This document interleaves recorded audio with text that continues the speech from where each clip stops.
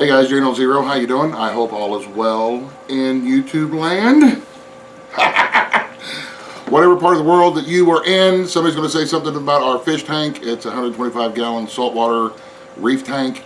We do have a video already about that. I'll try to leave a link at the bottom, so don't ask me about the tank. We're working on furs and we're working on hides, and in our box of skins and stuff out there, we came across this old deer hide that we've had from some years back. One of the ones that we had, it was a small one and it's got a bunch of holes. But we was using it as an experimental hide just to kind of get a feel for things, different types of ways to remove the hair and stuff like that. And but it's a really nice, it's got really nice fur on it, and I hate to get rid of it. I hate just to throw it away because we're just not using it for anything right now because of all the different patches that are here and there on there. So what I've decided to do, rather than just throw it away, or rather than let it just sit in the box and take up space that we're going to need, we are going to make a fur-on trapper hat.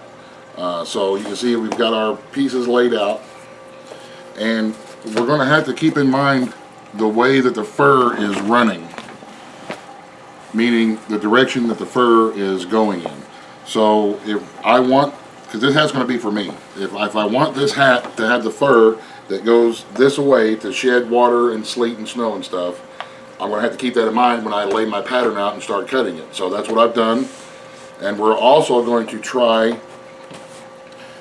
to keep the side pieces as close to the middle here, because if you look at the way the hair runs down the middle, this is going to be the top piece that goes across the top, and then we're going to cut our side pieces out of this stuff, because as the skin and the hair lay on the animal, you can see how it starts running down in a different direction. So I want the same effect on my hat.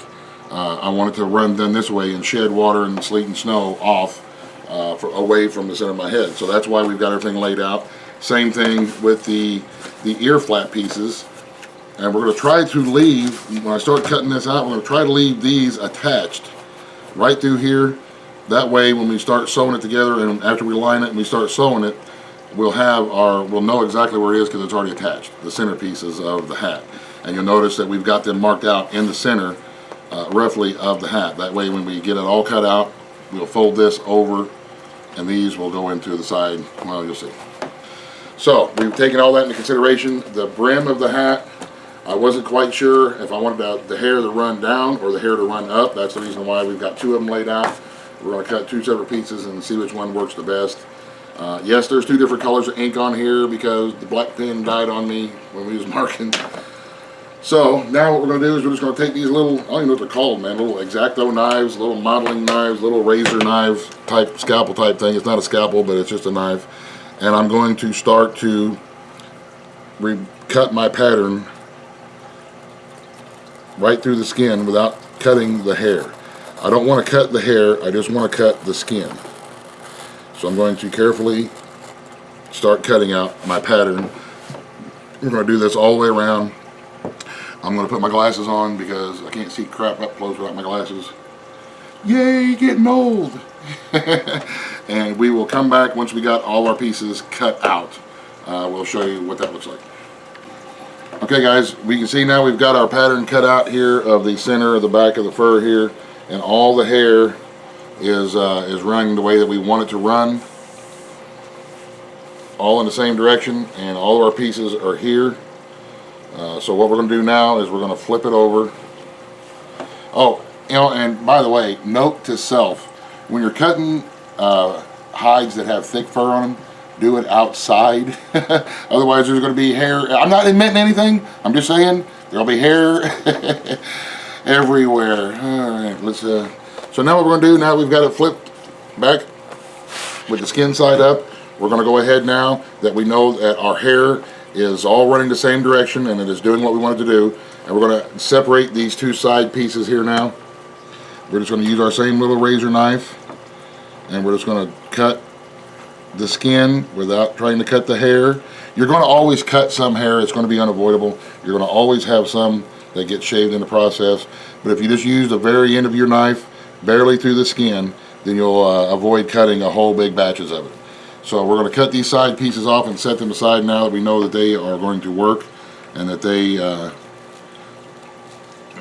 going to do what we want them to do. Again, I'm not a seamstress, I'm not a professional, I'm not anything other than just a dude that's got a deer hide that wants to make something out of it. And this is what I'm doing. See, when you cut, if you cut large sections, you're going to have a whole bunch of that. So now we're going to get ready to start stitching this together. I'm going to try to leave this back part on during the sewing process, but we'll see. I may have to remove it in order to sew everything together correctly. But now what we're going to end up with is the hat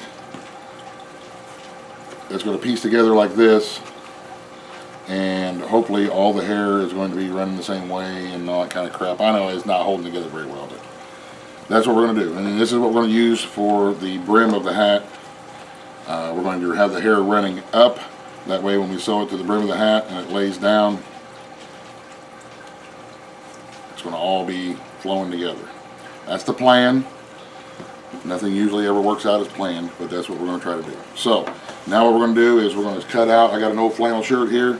We're going to cut out some lining. I don't want my head directly up against the leather. I want to have something in between it. That way when I start sweating, this can absorb a little bit of it.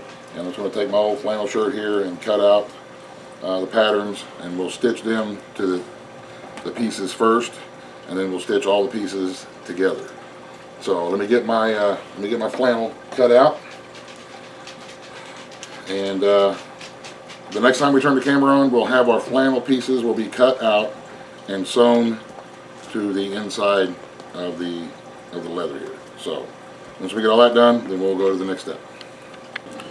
Okay guys, we've got our little pieces of flannel here cut out, and what I have decided to do, rather than stitch everything together and then have to try to stitch the whole hat together, I'm going to do like I did on my first one that I ever made, and use some of this spray adhesive, and it will hopefully it's going to bond the fabric to the leather.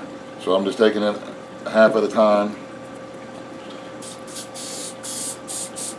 just a little bit of light glue on here, fold it over like so, and work it in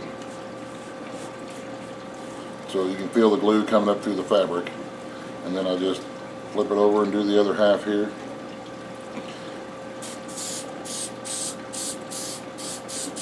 I'm not doing this for extra warmth. I believe that this hat is going to be plenty warm the way that it is. I'm just doing this to keep this raw, not raw, but to keep this leather off of my head.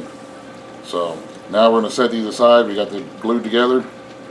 We're going to set them aside and let them dry completely, and then we will start assembling the hat. It's going to be pretty cool. I ended up separating everything out just for ease of putting it all back together. So now we're just letting our glue dry, and we'll start putting it together. So there you go. That's how I'm going to do this. This stuff says it works on leather and fabric, so we'll see. Okay guys, the glue is dried, and it did very well. I was actually surprised how well it stuck everything. So now what we're doing is we're going to begin the very long process of hand stitching this together with some sinew, because there's just no way I'm going to be able to do this. We've got a heavy duty Singer sewing machine, but with the hair and the really thick parts of the hair and trying to keep everything lined up, I just don't see any way that I'm going to be able to do this with the machine. So I'm going to do it by hand. And yeah, so we're going to have to sew it all. We'll sew it all with hand and sinew, but that's okay. It's going to be worth it when I'm done. I have a nice warm head when I'm out on the riverbank fishing and I'm freezing my butt off. At least I won't be freezing my head off, I guess. Anyway, you're just regular needle and some sinew, and you're bunching it up there and pushing it through. Get my little handy dandy Leatherman pliers, and each little stitch that I'm making, I'm just putting a knot in it like that. That'll kind of bind everything all together. And I'm quite sure there's some professional sewing dude or dudette out there going like, "You're doing it wrong." Well, probably. But it is what it is. So I'm going to sit here and do this. This is going to take a while to get all this done. So when we get a little bit further along in the process, we're going to sew the two sides on. Here's the other side, and then we'll sew on the ear muff piece here along the back. So it's got a lot of sewing to do. So we'll probably catch up with you maybe late tonight or tomorrow at some point, unless I keep stabbing myself with the needle, and then I'll be in the emergency room. So we'll catch up later. Okay guys, we are putting the last stitch in the outer part of the I guess it'd be the frame of the hat, or the outer part of the hat, and we'll take a look at it here and see. This has been different to sew. It's kind of been a pain in the butt, honestly, with all the hair, having to deal with all the hair everywhere. But this is how it comes out. We're got to get where all the hair will lay down. And I think I sewed it a little too big. I'm gonna have to put a stitch probably up here.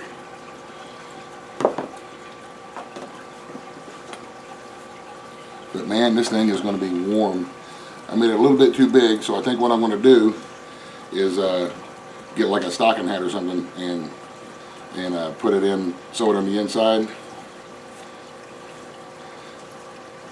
Brush it out where all the hair lays down flat. I think it's going to be pretty cool. I think it's going to be an awesome warm winter hat, and with the way the hair is laying down, I think it's going to shed quite a bit of that water. I think what I'm going to do, because I never use this brim here, so I think I'll just put a couple of stitches in up here and keep that up towards the hat itself. But then I'll figure out some strings. I think what I'm going to do is take a couple of strips of this old shirt material, sew them to the inside, and use them as my ties for my ear flaps. So, but once we get to that point, then we'll figure it all out. For the now, I think what I'm going to do is put a couple of stitches up here to hold this brim in place, and then figure out what I'm going to put on the inside to take up a little bit of that extra space so it's not real loose, and we'll go from there. So we'll see y'all in a bit. Okay guys, here is my hair-on trapper's hat slash really bad wig, I guess we could call that too. What I did was Mary knitted one of these little stocking hat things, and I just tacked it to the front of the hat. That way I can put it on as I'm putting on the hat. So as I put my hat on, I can adjust my little stocking hat. Then I can adjust my trapper hat.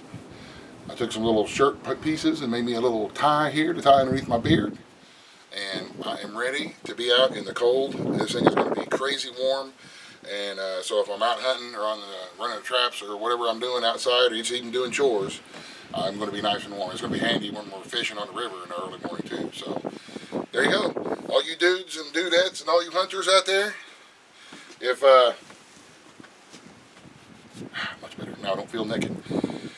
You shoot a deer, you're not quite sure what to do with the hide, go ahead and tan up your hide. We tanned this hide using the alum solution, and then you can align it with an old flannel shirt.